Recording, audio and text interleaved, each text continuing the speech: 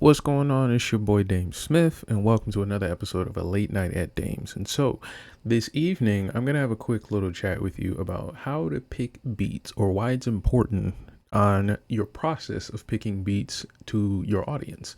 And so, if you're interested in this conversation, make sure you hit the like button so other people can find this video, and also hit the subscribe button so that way you can find my latest videos and all the other crazy content I'm working on. So, when we're talking about picking beats, a lot of people kind of simplify it, in my opinion, and they kind of rely on what the music makes them feel like more so than the overall reception of the song, or I would say the project, right?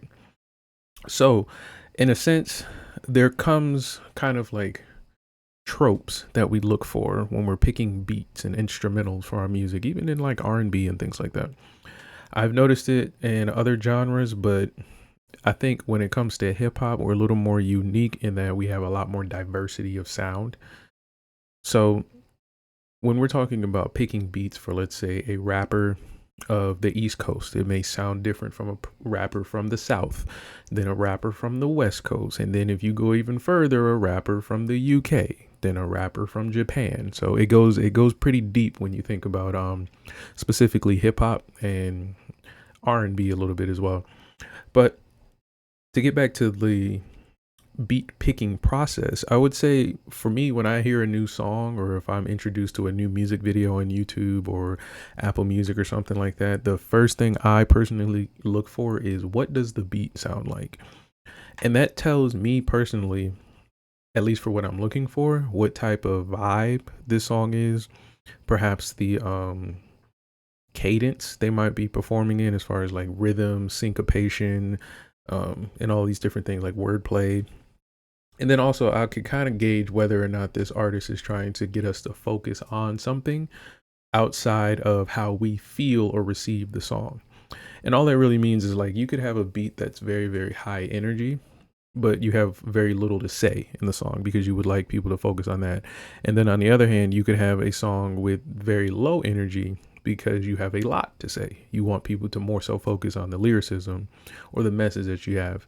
So this is where, as an artist, you kind of have to be creative, where you want to kind of direct your audience's reactions. So for me personally, when I make my music, I like the beats to kind of be groovy or funky or in some kind of way catchy because I personally don't like boring music, and boring in the sense of it just being monotonous, droning, or flat or one note, one emotion.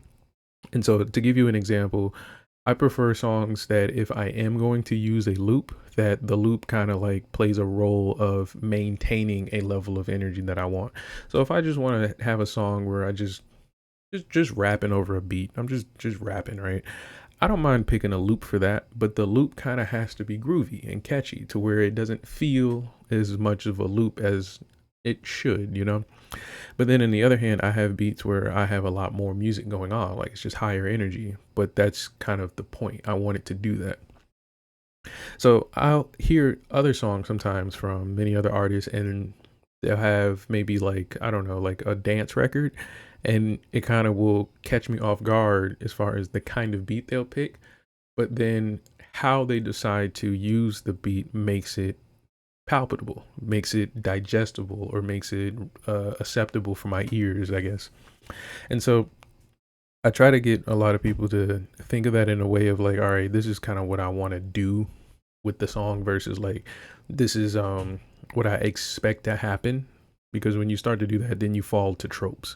Then you get into situations where like there's a joke amongst most hip hop artists that New York beats sound a certain way or East Coast beats sound a certain way. And I've heard some Southern, not rappers, but these people enjoy Southern rap a lot. And the difference that they kind of explained it to me was that East Coast beats sound more like a landscape, more like a ambiance, right? It kind of puts you in a vibe of being in a place. Whereas Southern music is more of encouraging you to dance, encouraging you to move, or maybe, groove or tap your foot or nod your head, maybe, right?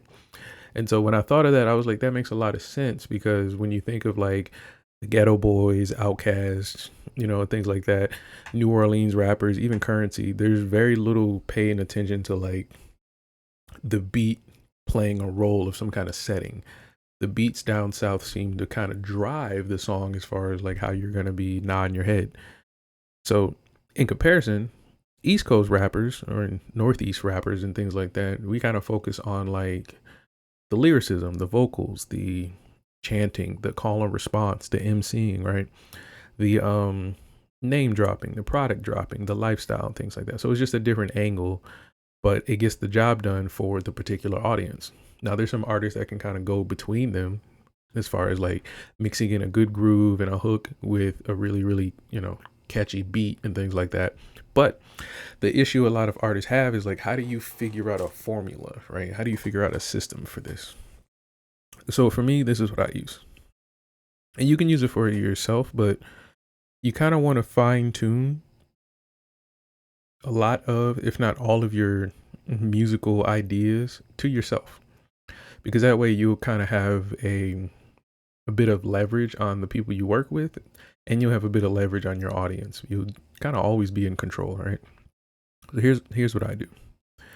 I try to find some kind of way to play the parts that I want to hear. So let's say like if I have a bass line, I'll get a MIDI controller or an actual bass guitar or some kind of like instrument synthesizer or whatever, and actually play it out. And if I have no instrument, hum it out, sing it out or something, scat, whatever.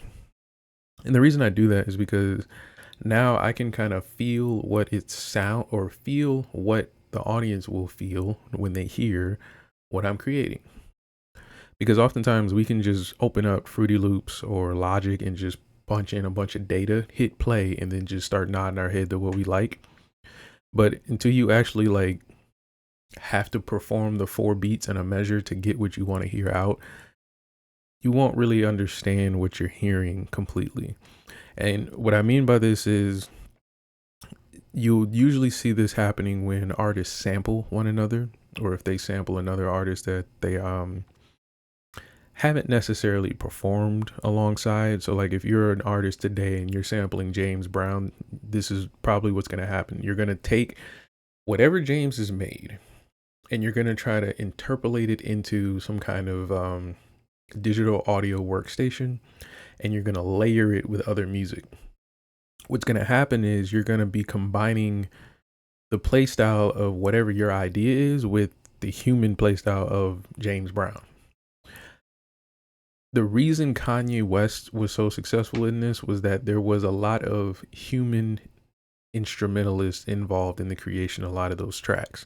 So where there was a sample, there were also human instrumentalists around this, making either the drum loops, making the piano parts, singing, adding other things like that, right? So it almost felt seamless. What typically happens for the more, common process is that we kind of just take the sample and then just layer it onto other instruments that we have, which are usually other loops, other samples, or just, sound kits and things like that.